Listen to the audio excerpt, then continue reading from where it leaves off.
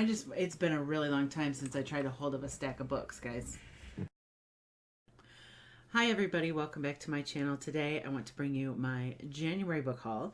I have several books that are new releases, things that I pre-ordered or happened to pick up, and a small book outlet order to show you. So first, let me go quickly through the new releases. Probably these are things that you've already heard me mention, but if not, I will give you a brief synopsis. First, my book of the month pick for January was The Silent Patient. This is the story of a woman who comes home one day and, very out of character, kills her husband. Then a criminal psychotherapist becomes kind of obsessed with her case and getting to the bottom of not only why she killed her husband, but why she hasn't uttered a single word since. Next are the pre-orders for the month of January that I received. I pre-order everything off of Amazon. These were already in my anticipated reads video. 99% Mine by Sally Thorne. It's the story of a woman who has had a crush on her brother's best friend for a very long time. We Shouldn't by Vi Keeland. I'm already on chapter 31 out of around 50 chapters of this book, so stay tuned. I'll be talking about this one very soon. It's a enemies to lovers romance about two people who are vying, no pun intended, for the same position at an advertising agency. Next is the book The Woman Inside. This is by E.G. Scott. This is the story of a married couple who began their relationship with the man cheating on his current wife, and he left his wife for this character. And 20 years in the future, he's cheating on this new wife, and his mistress begins to stalk them, and women start disappearing, and the wife Rebecca uncovers her husband's elaborate plan to leave her, and so she goes a little bit off the rails. Rounding up my pre-orders is The Current. This is by Tim Johnston. I haven't figured out this camera thing yet, man. Like, it's been a while since I held books up. But The Current by Tim Johnston. This is the story of an attempted murder resulting in one death and one survivor. They're pulled out of a frozen river. It takes place in Minnesota, I believe. And the girl who survives starts comparing the crime against her to a crime committed 10 years previously where someone was drowned in the same river. And she starts to uncover all of these coincidences and things that she has in common. The most interesting part of the entire blurb says, grief, suspicion, the innocent, and the guilty all stir to life in this cold northern town where a young woman can come home but still not be safe. Propulsive and brilliantly plotted, The Current is a beautifully realized story about the fragility of life, the power of the past, and the need always to fight back. I have two additional new releases. These are not pre-orders. They're just new releases that I came across or that I'd heard about that I wanted to check out. The first is The Dreamers by Karen Thompson Walker. This book is currently all over BookTube. It's the story of women in a small town falling asleep and then not waking up. They're basically falling into comas, only their brains are registering higher levels of activity than anyone has ever seen. So it's called a love story and also a horror story, a modern Midsummer Night's Dream. But since hearing about it and purchasing it, I mean, there have been some people on BookTube that seem like it's a little bit deceptive. They didn't come out of the reading experience as excited as they went into it, but that it was an okay book. So I'm still really excited to read it. It's kind of short, or at least it feels kind of short. It rounds out at, just about 300 pages, so should be a quick read anyway. I'll invest the time. The other new release that I picked up is She Lies in Wait. This is by Gytha Lodge. I actually purchased this used right around the publication date, which I believe was January 8th, maybe, and was sent the ARC. So hopefully it's not too different from the finished book, but it's the story of 6 friends that venture off into the woods for a night or a weekend of partying or whatever. They invite this younger, not child, but younger adolescent along who's really excited to go. However, that younger adolescent ends up disappearing and her body is discovered 20 or 30 years later in a place that only that group of friends knew about. So the tagline is 6 friends, 1 killer, who do you trust? So kind of randomly, I did pick up The Sleep of Reason. This is a book about the James Bulger case.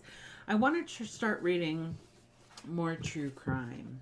This is the story about 2 10-year-old boys who kill a 2-year-old boy, which sounds absolutely tragic. But the book is really about uncovering how 2 10-year-olds could become so violent and have such disregard for human life. So I feel like this book haul just took a really dark turn.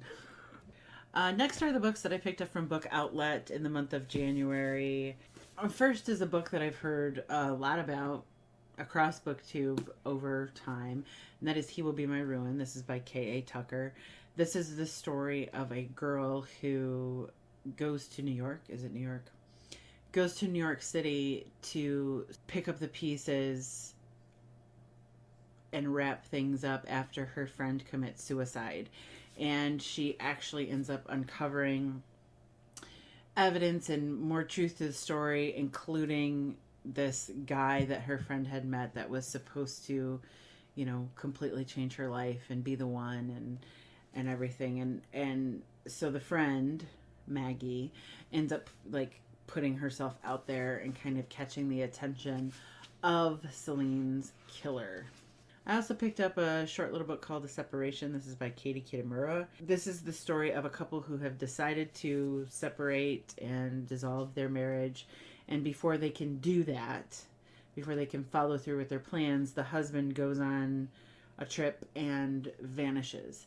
So the wife is then pulled in to try to help locate the husband. Nobody knows that they were going to divorce. It says, as her search comes to a shocking breaking point, she discovers she understands less than she thought she did about her relationship and the man that she used to love. So, next is a book called Baby Doll, and this is by Hollie Overton. I bought this book because I recently read The Walls by Hollie Overton, which I may talk about in its own video. I don't know how it fits into anything that I have planned thus far. This is the story of a girl who's been held captive for 8 years and has a child while in captivity. And it says one day, her captor leaves the door unlocked. And so it's the story of her escape from a small basement prison with a daughter who's never been outside. So next is a book called Just Between Us. This is by Rebecca Drake. This is the story of 4 friends who each have, their own secrets and things that they prefer to leave buried. One of them is in an abusive marriage, and it sounds like her abusive husband ends up dead, and the wife could be the killer. I'm speculating that the wife could be the killer, but basically it asks the question, what lengths will 3 friends go to in order to save the other? Kind of sounds Pretty Little Lies-ish. In fact, J.T. Ellison, who I have some books, fans of Leanne Moriarty and B.A. Paris are going to love this twisty, diabolical suburban thriller. Next is a book called Lying in Wait. This is by Liz Nugent. If that name sounds familiar, she's the author of the well-known book Unraveling Oliver. This is the story of a couple who have a son named Lawrence, And one night this couple kill a woman named Annie and bury her in their garden and try to keep it a secret. But Annie's sister comes around and starts asking questions and actually comes into contact with the son. So the son knows that there's something strange going on that he wants to get to the bottom of. And I'm not sure what methods or means Karen will go to use the son to find out what happened to her sister. But sounds so twisted. So messed up. It's so messed up. Next, from Book Outlet, I purchased The Oracle Year. This is by Charles Soule. This is the story of a man who wakes up one morning with all of these futuristic predictions in his head, and they start coming true, and then he becomes, of course, the most sought after person pretty much on the planet. It's described as a speculative speculative thriller is an undeniable page turner.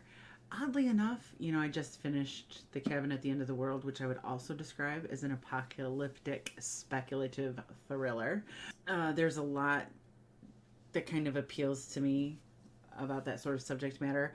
Interestingly enough, though, Charles Soule is a comic book writer. In fact, did writing for Daredevil. So I just think that's interesting. I just want to see, how his talent translates into a novel.